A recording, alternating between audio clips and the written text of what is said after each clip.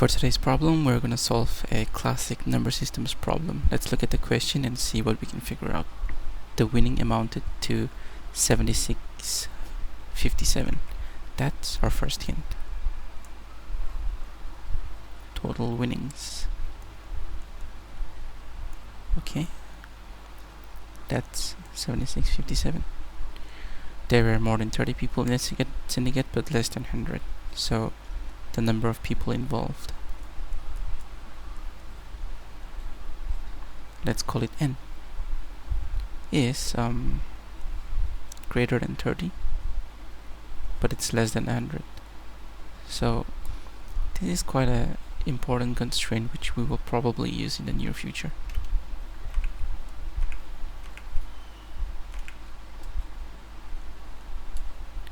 Here we can see that each person won the same number of rupees and no paise were involved. What does this mean? Each person won the same number of rupees. Okay, no paise. Well, the first thing we can figure out from here is that W, okay, is the amount that each person won.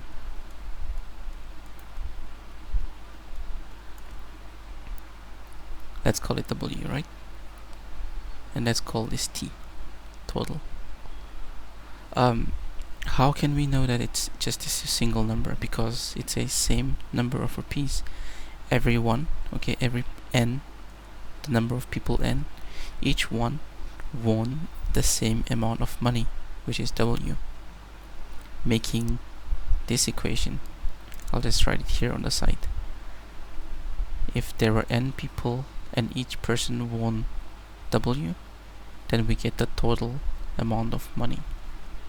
So n times W equals to 76.57. Our question is, how much did each person win? So we want to find out W. And to find W, we just have to find n. Because when you divide this, you're gonna get your answer W.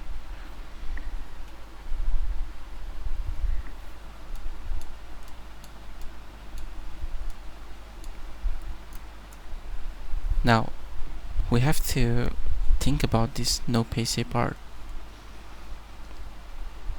because it gives us a big hint to what each person won. If we look at this number 76.57 and we're trying to figure out how many people there are, which is n, it's between 30 and 100, so we can't take in a random number like 50, because when you divide these two, okay, 76.57 divided by 50, you get 153.16 or something like that, right? 14 or 16. It's a decimal, it has decimals. So the point is we can't really have decimals. So there are a lot of numbers between 30 and 100, all the way from 31 up to 99. And we can't be testing each and every number in between, right? Because some of them will have the decimals and some of them will be whole numbers, no decimals. And this is kind of what we want. This one right here, not having any decimals when we divide them. So if we were to take 7657 and n, then we want to make sure that n perfectly divides 76.57 and there are no decimals. This also means one thing: it needs to be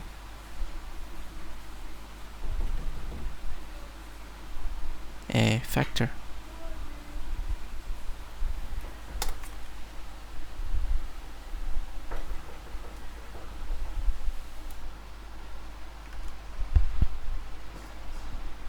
So as I was saying, this n needs to be a factor of 76, 57 if we want to get whole numbers.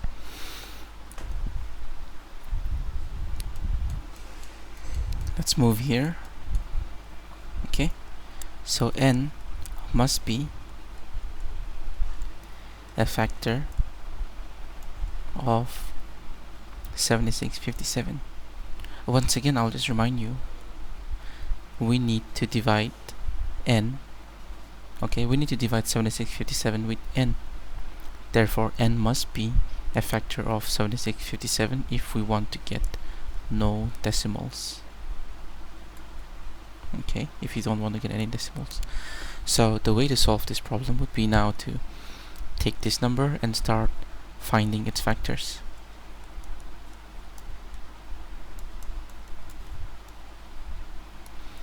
It's a big number for sure, 76, 57, but if we look at the last digit, then it's 7, so it's definitely not a multiple of 2.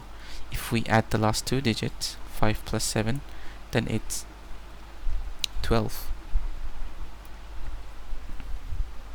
Oh well, it's not the last two digits, we have to add all of them. So it's 12 plus 13, which is 25, which is not a multiple of 3. So you can remember all of these rules for 3, for 4, for like 17, 19. But by the process of elimination, just by looking at the number and just quickly doing some fast maths in your head, you can find out that 2 is not an option, 3 is not an option, 4 is definitely not an option, neither is 5, and so on. So for this number, I think we're gonna start off with something like 13, right? 76, 57, and let's try to divide it. I think 3. No, not 3. 6 would be a good option. 78. No. Let's take 5. Okay, let's take 5. We'll have 1, 1, 5. So what about 9? 11, 7. Okay, so let's try it off with 8.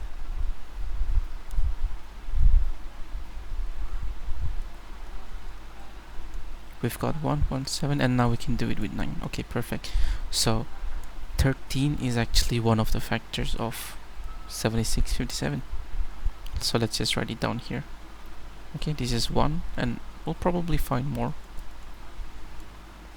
Now, in order to find the other factors, I'm going to take this number and I'll find its factors, which will be the same factors for 76, 57.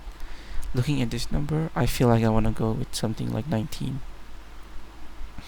And I think 2 would be a good place to start. Or 3 would be a good place to start, actually. Yeah. So 57 and 19 and 31. So perfect. We have another factor, which is 19. Now let's find the factors of 31. But 31 is actually a prime number,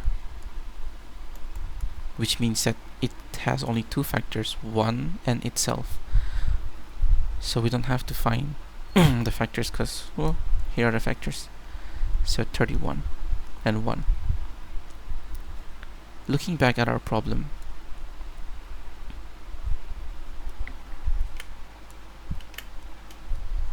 give me 1 second.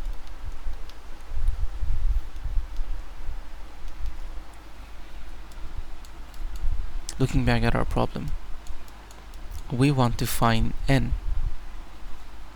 and we have a range, this one, 30 and 100.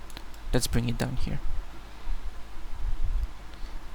30 and 100. we know that there are some possible values of n: 13, 19, 31, which are all factors of 76, 57.